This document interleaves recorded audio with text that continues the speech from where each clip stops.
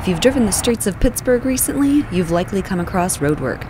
This labor is the result of a 5-year plan instituted in 2010.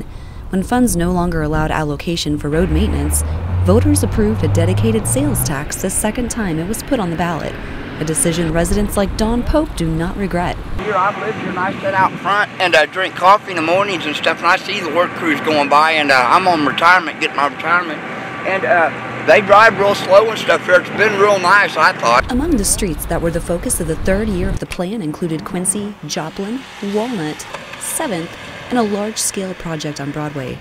Although the precipitation we experienced in August has caused the paving to come later than City Manager Darren Hall would have liked, it's better late than never, and the upkeep is helping Pittsburgh maintain an enterprising presence. You know, nobody wants to drive around on rotten streets. It says a lot about your town. So this is the year 3 we just finished.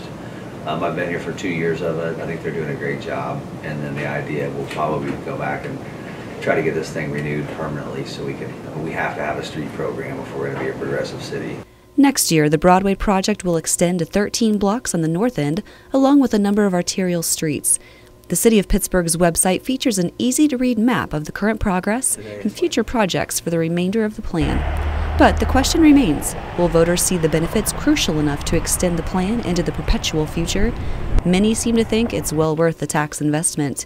Just in the school zone, it'd be a lot better since they put down new pavement. I think it's safer. I think it'd be safer.